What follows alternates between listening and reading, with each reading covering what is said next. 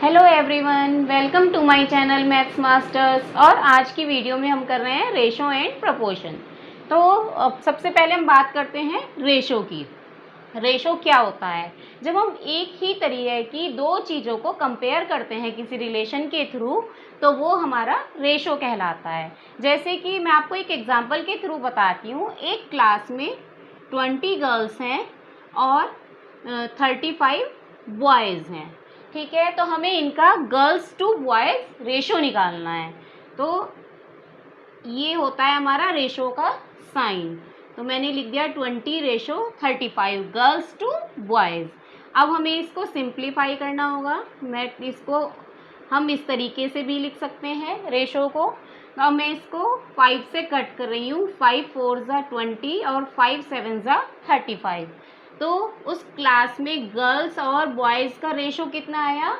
4:7। ठीक है, अब मैं इसकी जो हमारी फर्स्ट टर्म हमें जो गिवन होती है, जैसे कि गर्ल्स है, ये फर्स्ट टर्म है, तो हम इसको बोलते हैं एंटीसीडेंट। और जो हमारी सेकंड टर्म होती है उसको हम बोलते हैं कॉन्सीक्वेंट। ठीक है, तो ये हो गया हमारा रेशो। अब रेशो पर बेस्ड क्वेश्चन किस तरीके से आते हैं? जैसे कि हमें दे दिया जाएगा रेशो, हमें रेशो दिया है 35:42 और हमें इसको सिंपलेस्ट फॉर्म में लिखना है। तो सिंपलेस्ट फॉर्म में करने के लिए हम इसको ऐसे ऊपर नीचे मैं लिख रही हूँ, और हम इसको एक कॉमन नंबर लेंगे जिससे कि ये दोनों कट हो जाएं। तो ये हमारा कॉमन नंबर मैंने लिया 7 5 ज़ा 35 और 7 6 ज़ा 42। तो ये आ गया 5:6। तो ये हो गई 35:42 की सिंपलेस्ट फॉर्म, क्योंकि इससे अब ये इसके बाद किसी भी कॉमन नंबर से नहीं कटेगा एक्सेप्ट 1। ठीक है, तो ये हो गया हमारे। अब हमारा सेकंड टॉपिक है कंपैरिजन। कंपैरिजन कैसे होता है कि हमारा जो हमें रेशो गिवन है वो छोटे हैं या बड़े हैं। जैसे कि हमें एक रेशो दिया गया है 5:6 और दूसरा रेशो दिया गया है 4:6। तो हम इसमें तो इजीली बता सकते हैं कि 5/6 इज़ ग्रेटर देन 4/6, क्योंकि हमारा कॉन्सिक्वेंट इक्वल है और 5 is greater than 4, so 5/6 is greater than 4/6।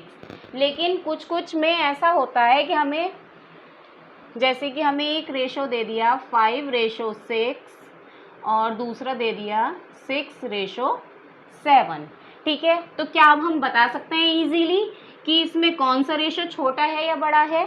तो जब हमें इस तरीके का हमें कुछ दिया जाता है तो हम क्या करते हैं, हमें जैसे 5/6 में इसको 5/6 लिखूंगी और इसको 6/7 लिखूंगी। तो अब हम इन दोनों का एलसीएम ले लेंगे, तो इनका एलसीएम आ जाएगा 42। ठीक है, तो अब हम ऐसे नंबर से मल्टीप्लाई करेंगे इनको या डिवाइड करेंगे जिससे कि यहाँ पर हमारा कॉन्सिक्वेंट 42 बन जाए। ठीक है, तो अब अगर मैं डिवाइड तो किसी भी नंबर से करने से 42 आएगा नहीं, तो मुझे मल्टीप्लाई करना पड़ेगा। तो मल्टीप्लाई मैं किससे करूँगी? 6 7 जा 42 होता है, तो मैं इसमें ऊपर भी और नीचे भी दोनों में 7/7 से मल्टीप्लाई कर लूँगी, क्योंकि 7/7 से करेंगे तो हमारा रेशो चेंज नहीं होगा, वो उसकी वैल्यू वही रहेगी। और इस वाले दूसरे रेशो में मैं करूँगी 6 से मल्टीप्लाई, क्योंकि 7 6 जा 42। तो ये ऊपर नीचे मैंने 6/6 से मल्टीप्लाई कर लिया। अब मैं इसको सॉल्व कर लेती हूँ। 5 7 जा 35 अपॉन 6 7 जा 42, और दूसरा मेरा रेशो आ गया है 6 6 जा 36 और 7 6 जा 42। अब हम इसे इजीली कंपेयर कर सकते हैं, because 36 is greater than 35, so 36/42 means 6:7 is greater than 5:6। ठीक है, अब हम लिख सकते हैं 6:7 इज ग्रेटर देन 5:6। तो ये हो गया हमारा comparison. Now next topic is compound ratio. Compound ratio, अब कंपाउंड रेशो क्या होता है, जैसे कि हमें एक रेशो दिया गया है 2:3 और एक रेशो दिया गया है 5:6, हमें इनका कंपाउंड रेशो निकालना है। तो कंपाउंड रेशो निकालने के लिए ये जैसे मैंने मान लिया A, B, C और D, ठीक है। तो इसमें क्या होता है, कंपाउंड रेशो में A की मल्टीप्लाई होती है C से और B की मल्टीप्लाई होती है D से। तो अब मैं आपको करके दिखाती हूँ। से 2/3 है और 5/6 है। तो A की C से A/B हो गए, C हो गए C/D। तो कंपाउंड रेशो में क्या होगा, 2 की मल्टीप्लाई हो जाएगी 5 से, रेशो 3 की मल्टीप्लाई हो जाएगी 6 से, ठीक है। यानी कि ऊपर वालों की एक साथ आएंगे, इन दोनों का प्रोडक्ट एक साथ होगा और नीचे एंटीसीडेंट्स एक साथ और कॉन्सिक्वेंट एक साथ। तो ये हमारा आ जाएगा कंपाउंड रेशो। इन रेशोज का 2 5 जा 10, रेशो 3 6 जा 18। तो हमारा कंपाउंड रेशो हो गया 2:3 और 5:6 का 10:18। तो ये हो गया हमारा compound. Next topic is continued ratio. अब अगर हमें 2 रेशो दिए गए हैं, जैसे A/B इज इक्वल टू 9:14 और एक रेशो दिया गया हमें B/C जो कि है 14:21। तो हम देख रहे हैं यहाँ पे 9, 14 और यहाँ पर फिर 14 कॉमन है, यानी B हमारा कॉमन है। तो ये हमारा कंटिन्यूड रेशो हो जाएगा A/B/C, यानी कि 9:14:21। तो ये हमारा कंटिन्यूड रेशो कहलाता है। जब हमारे बीच की क्वांटिटी हमारी सेम होती है तो वो हमारा कंटिन्यूड रेशो हो जाता है। अब मैं इसका दूसरा एग्जांपल लेती हूँ। जैसे A/B हमें दिया गया है 2:3 और B/C हमें दिया गया है 5:7। तो अब हमें क्या ये हमारे कंटिन्यूड रेशो में है, ये 2 3 है और ये 5 7 है। तो क्लियर है हमें कि ये कंटिन्यूड रेशो नहीं है। लेकिन अगर मैं इसके A/B यानी 2:3 इसके एंटीसीडेंट और कॉन्सिक्वेंट दोनों को मैं 5 से मल्टीप्लाई कर दूं, से 2 मल्टीप्लाइड बाई 5/3 मल्टीप्लाइड बाई 5, तो ये आ जाएगा हमारा 10, 2 5 जा 10 और 3 5 जा 15, यानी कि 10:15। और मैं इसके B/C यानी कि इसके कॉन्सिक्वेंट को 3 से और एंटीसीडेंट को और कॉन्सिक्वेंट को 3 से मल्टीप्लाई कर दूं, तो ये आ जाएगा 5 3 जा 15 अपॉन 7 3 जा 21। तो अब हमें रेशो हो गए हमारे A/B इज इक्वल टू 10:15 और B/C इज इक्वल टू 15:21। तो अब ये हमारे जो है कंटिन्यूड रेशो में हो गए, ये कंटिन्यूड रेशो हो गए। अब हम कह सकते हैं A/B/C इज इक्वल टू 10:15:21, क्योंकि हमारा 15 यहाँ पर कॉमन हो गया। अगर हमें मल्टीप्लाई करके हमारा ये आ जाता है तो हमारा एक कंटिन्यूड रेशो में है, जबकि अगर हम यहाँ पर देखेंगे इसको तो ये कंटिन्यूड रेशो में नहीं है। तो ये हो गया हमारा कंटिन्यूड रेशो।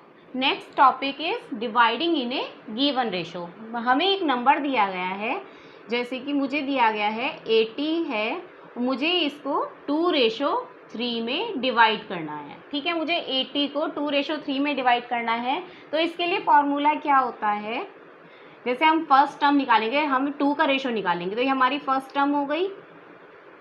ठीक है, फर्स्ट टर्म कह सकते हैं, एंटीसीडेंट कह सकते हैं। ठीक है, तो इसका फॉर्मूला होता है, हम ऊपर first term upon sum of terms multiplied by number. ठीक है, जो नंबर हमें गिवन है। तो हमें यहाँ पर 80 गिवन है, फर्स्ट टर्म है हमारी 2, तो ऊपर लिख दूंगी मैं 2, और सम ऑफ टर्म्स 2 + 3 मल्टीप्लाइड बाय हमें कितने को करना है डिवाइड, 80 को। तो ये हो जाएगा हमारा 2/2 और 3 5 इंटू 80। 5 से मैं कट कर दूंगी, 5 1 ज़ा 5 और 3 बचेंगे, 5 6 ज़ा 30। ठीक है, ये हो गया 16 2 ज़ा 32। तो ये आ गया हमारा 2 का रेशो 32। और अब हमारा है सेकंड टर्म। तो सेकंड टर्म के लिए हो जाएगा ऊपर second term upon sum of terms multiplied by number. ठीक है, तो अब हम इसके सेकंड टर्म निकाल देते हैं।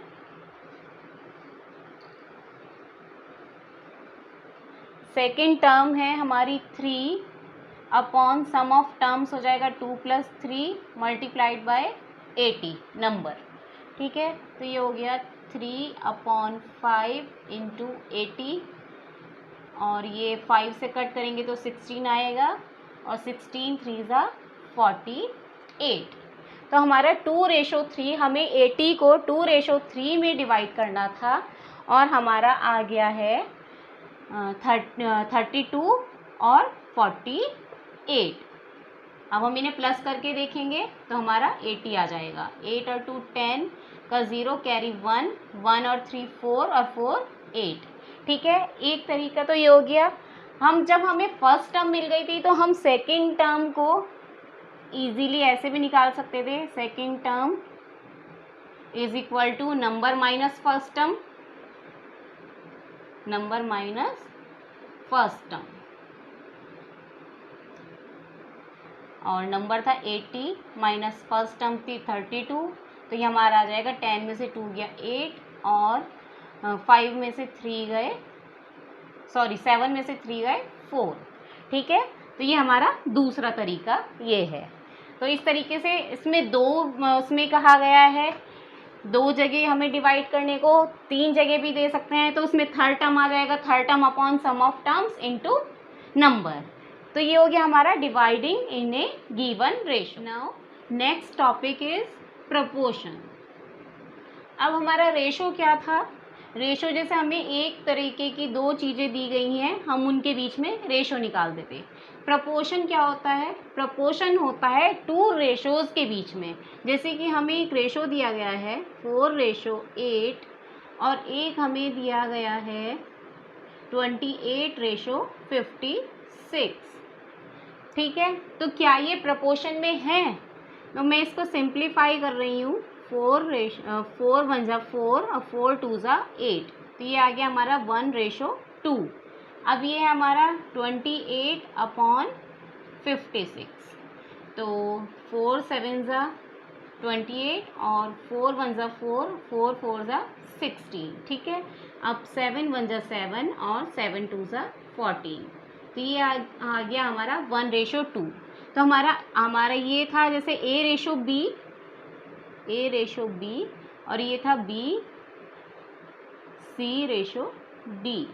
तो हमारा A:B in proportion to C:D, यानी कि हम कह सकते हैं 4:8 प्रपोर्शन का साइन होता है ये डबल। जैसे हम रेशो में सिंगल ये बनाते हैं 2 डॉट्स, इसमें 4 डॉट्स बनते हैं, ये प्रपोर्शन का साइन होता है। तो हम कह सकते हैं 4:8 इन प्रपोर्शन टू 28:56।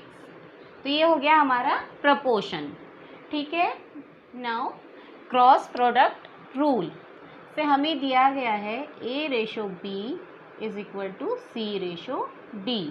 तो क्रॉस प्रोडक्ट में क्या होता है, मैं इसको ऐसे लिख लेती हूँ, A/B is equal to C/D। Cross product में क्या होता है, A की होगी मल्टीप्लाई हमारी D से और B की होगी हमारी मल्टीप्लाई C से। तो ये हो जाएगा A/D is equal to B/C, या हम कह सकते हैं AD is equal to BC। ठीक है, और ये जो हमारे फर्स्ट और फोर्थ टर्म, ये हमारी फर्स्ट टर्म है, second term, first term, second term, third term और फोर्थ टर्म। ठीक है, तो हमारी जो फर्स्ट और हमारी फोर्थ की मल्टीप्लाई हुई है ये कहलाई जाती हैं एक्सट्रीम्स। ठीक है। और जो हमारी ये सेकंड और थर्ड टर्म होती हैं, ये हो गया प्रोडक्ट ऑफ एक्सट्रीम्स, और ये जो हमारा सेकंड और थर्ड है ये हो गया हमारा प्रोडक्ट ऑफ मीन्स। ठीक है, AD product of extremes, BC product of means. तो ये हो गया हमारा क्रॉस प्रोडक्ट रूल। जैसे कि हमें दिया गया है, इसका एक एग्जांपल के थ्रू बताती हूँ। 2:3 A/B इज इक्वल टू 2:3 और C/D हमें दिया गया है 4:5। अब हमें इसका क्रॉस प्रोडक्ट निकालना है, तो हम निकालेंगे 2/3 is equal to 4/5। Product of extremes हो जाएगा 2 × 5 और प्रोडक्ट ऑफ मीन्स हो जाएगा 3 मल्टीप्लाइड बाय 4। तो आ जाएगा 10 और 12, यानी कि 10:12। ठीक है, तो ये हो गया हमारा क्रॉस प्रोडक्ट रूल।